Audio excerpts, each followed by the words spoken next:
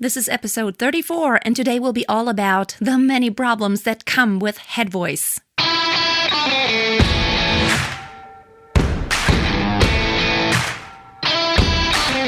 Welcome to Freya Singing Tips, the podcast. My name is Freya Casey, professional singer and vocal coach. I have been on stage my whole life, and I'm passionate about helping you discover the awesomeness in your own voice. Opera, musical theater, jazz, pop, folk, rock, I have done it all.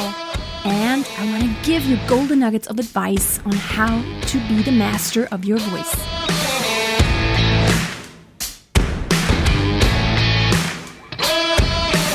Before we dive into the subject matter, I want to remind you that I have a Facebook group and I would love for you to join. There's a lot of great conversations going on there. You just jump over to Facebook, type in Master Your Voice, the group with Freya, and you can request to join and I will let you in very gladly. And I would love to connect with you in the group. We post videos and recordings of everybody singing every Thursday, and there's a lot of other fun stuff and very helpful things happening there. So, hope to see you there. All right, today we want to talk about head voice. That's a creature that a lot of people, a lot of singers have problems with. Now, I'm a trained opera singer. Some of you may know that. And as a female opera singer, you sing mainly in head voice. While that is just a great thing and doesn't present a problem in itself, the problem comes from many female singers already when they grow up, and especially when you have been singing in a choir for many, many years. A lot of times, female singers only know how to sing in head voice. And the problem presents itself when you want to sing anything other than classical repertoire and you don't want to sing in a choir. In the choir, it's quite all right, and you have to sing in head voice most of the time just because usually if you sing soprano, you have to go pretty high and you do need your head voice in order not to have to transition the whole time. And also in a choir setting, you want to have a very blended sound. You don't want all the individuals to stick out too much. So it's a good idea to sing head voice if you're a soprano in choir, but just the fact that you can sing high in head voice doesn't mean that you necessarily always have to sing soprano, and especially also you don't have to sing always in head voice. I have a lot of students who have the problem that they can't just get out of their head voice, or it's very hard to get out of head voice. That's a problem that mostly female singers have. So let me help you just finding the transition from your head voice into your chest voice. Now, when you speaking usually is not head voice. The way I'm speaking right now, that's my natural speaking voice. That is not head voice. That is in the chest register. So you can test yourself whether you sing in head voice or not is try to do a phrase like, la, la, la, la, la, today's a very beautiful day, and if this is your normal speaking voice, then this is chest voice. If you land on that and like, la, la, la, la, la, this is a very beautiful day, this is definitely not chest voice, and I was in head voice. The problem comes when you want to sing pop repertoire, it doesn't sound right. When you sing here, you would also not talk like this, would you? It would sound very artificial and weird, right? What happens when you take the head voice down, you will have to tilt your larynx just a little bit in order to make the low notes in your head voice. And what that does, it causes you to have a quite dark sound. So when you go from the top to the bottom in your head voice and don't change the spacing, you will have to get lower and lower and lower and darker and darker and darker in order to do the low notes. And then you will do like this. So I'm now very low, and it's a very unnatural sound. If you want to be a mezzo-soprano or an alto and sing classical repertoire, you do need that low color. But even in opera, I remember some Mozart arias that went so low sometimes, they're crazy. They went like to the A, B, middle C, and it was hard. You couldn't have projected above the orchestra singing that in head voice. I mean, there's just no way. You can't go like, yo, very difficult. I would have to darken my voice way too much.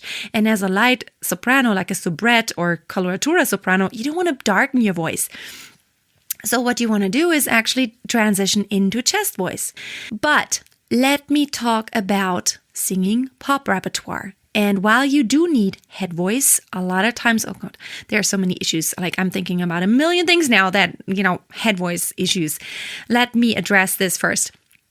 When you transition into your chest voice, it's a lot easier to sing in head voice and not have this huge spacing and not tilt the larynx and be kind of a more on the very narrow flat side. Then the break won't be that great. Let me demonstrate. Let me make a very open spaced head voice and then try to transition into chest voice. That's what it would sound like.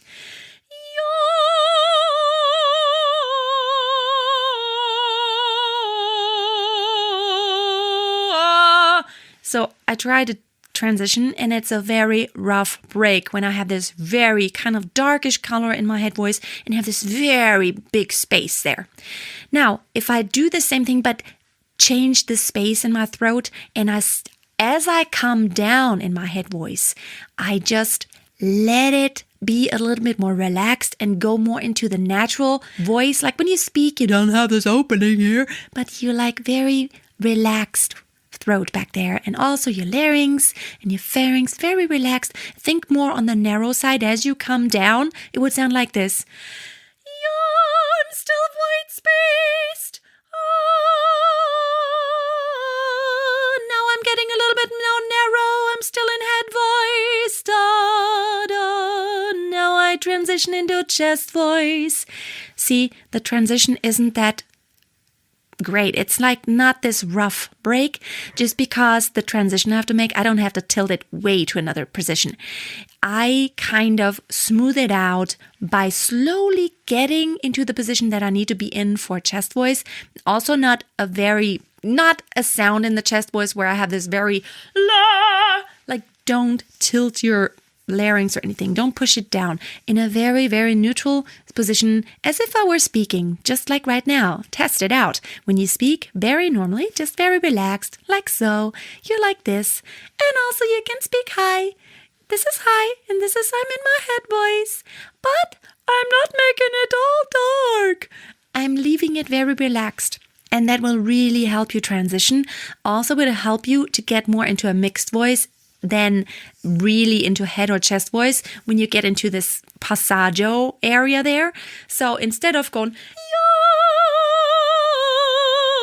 in passaggio, what I do? Now I gotta tilt over.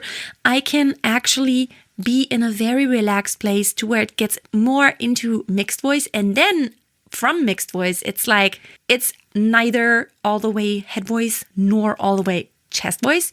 So it's very easy from there to go either direction, back into head voice or into chest voice. So,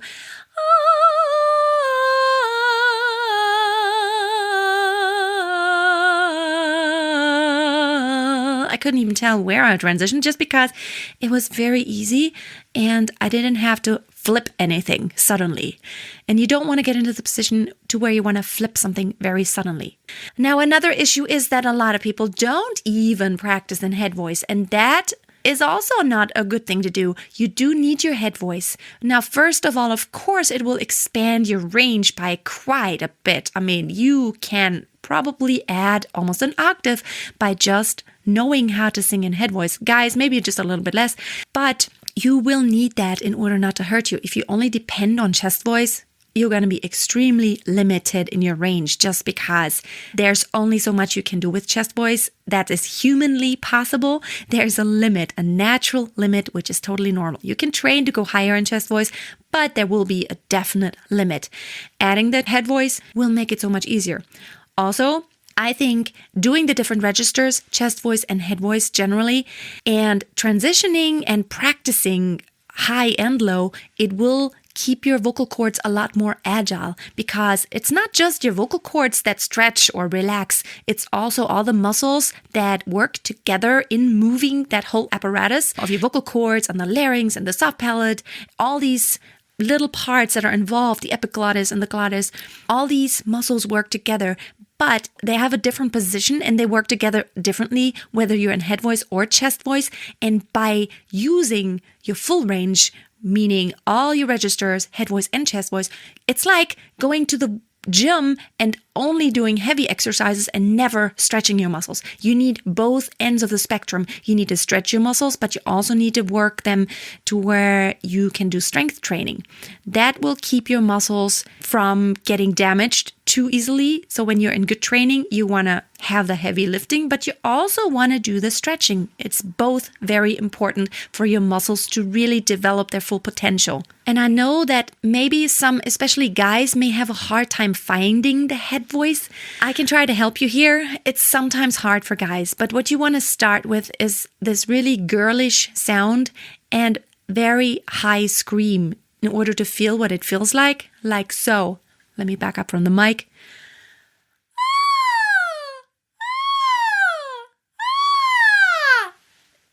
I would try to do it in a sliding motion just to find it, and then slow it down.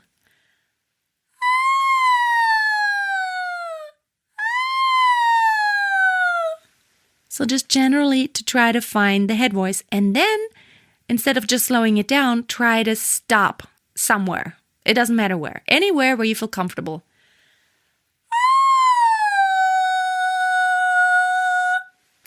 Like so. And that should help you find the head voice. What's really important to keep in mind whenever you sing in head voice, the higher you sing, the less air travels through the vocal cords just because they are closed pretty tightly, and the opening where the air can travel through, it gets smaller and smaller and smaller just because they come together more tightly. So the higher you sing, it's a common misperception that when you sing high, you need a lot of breath and a lot of air. If you're doing it right and you have proper vocal cord closure, which you actually need in order to sing that high, otherwise it's very difficult, which brings us to the next issue that I'm about to talk right now. But you want to make sure you have good vocal cord closure and keep in mind to let out very little air. Don't push your vocal cords. Don't push a lot. Don't lean on them by pushing a lot of air through, but think laser beam. It's like this very, very laser beam air stream of air coming through there. So it's very hard and it's very dense, but it's not a lot of air. So the higher you sing, the less air travels through. I remember some of the arias that I sang as a coloratura soprano. For example, Rigoletto's Caro Nome. This is a Verdi opera. And it's this beautiful coloratura aria, which was one of my trademark arias whenever I sang opera. But I remember there was this end cadenza, and it felt like I was holding my breath forever because there was hardly any air going out of my body. I inhaled and then the air would stay in my body forever and ever. It's like holding my breath. It's like when you sing this cadenza.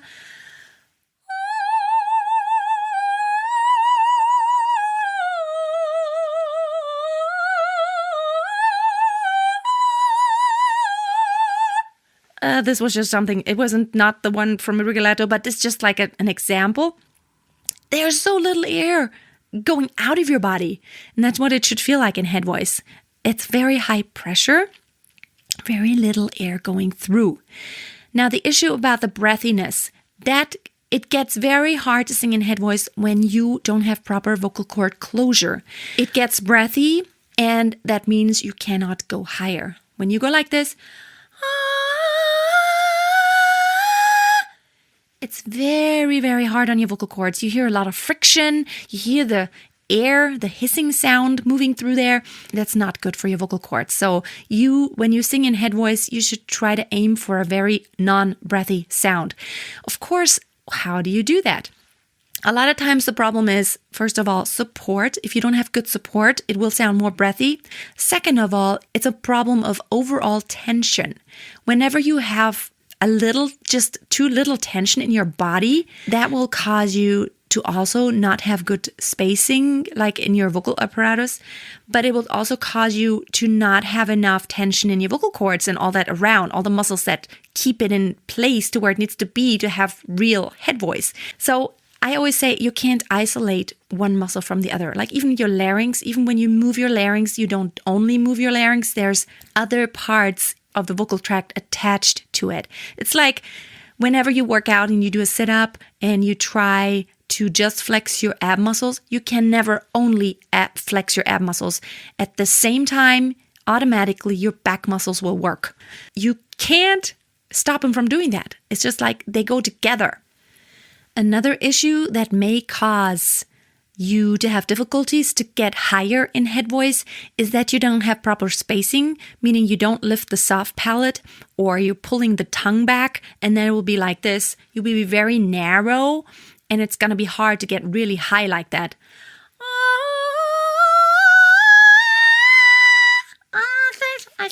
It's almost like you're swallowing your tongue then. It gets that narrow, and there's absolutely no space. So it's very hard for you to have any resonating space, and it gets very hard to get higher in head voice. You need that space in the back of your throat there.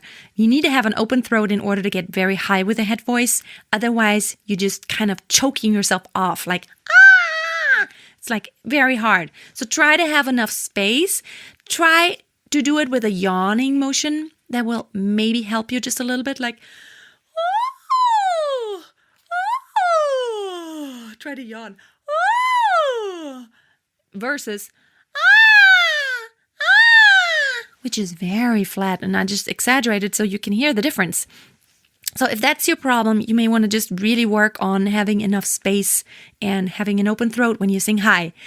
So these were the most important issues I can think of that I come across with my students all the time when we work on head voice, whether you cannot get out of head voice, or you cannot get into head voice, or it's just not sounding right. Try to address these issues, because head voice is an important part of your voice. It is part of your voice. Yeah, you have both registers, and I think you should always use all the registers.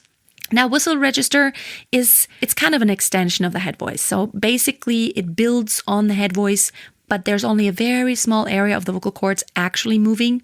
So we're not going to talk about that today, but always work your chest voice and your head voice. It will keep your vocal cords more agile, and it will strengthen you much more. Make sure you cover all your bases whenever you sing.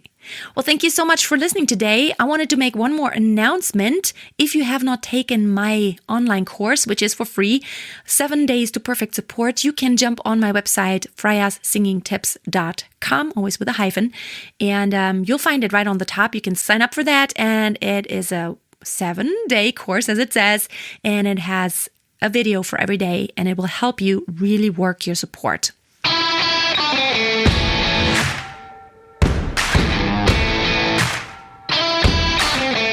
And also, this is just about the last chance to get into my online masterclass, which will start in January. It's a 3-month intensive program in which you will get a one-on-one session with me personally. And also every week we will meet for over the 3-month period with a small group, and somebody will be on the spot every week, and we will work your voice. We will work on your confidence issues and performance, all these things. If you have an audition coming up, or if you want to sing that solo in choir, or if you have something very important that you want to work toward, or you want to make a recording, or you just generally want to really step up and take your voice to the next level and really be serious about it, this program is definitely for you. Check it out on my website, freyasingingtips.com. Click on the Work With Me tab, and you'll find all the information that you need. Thank you so much for listening today. I hope you're going to be back next Wednesday for the next episode. In the meantime, if you want more singing tips, you can go to my YouTube channel. Just type in Freya Casey, you will find me there. And until next time, don't forget, always keep on singing and always keep a song in your heart. Bye now.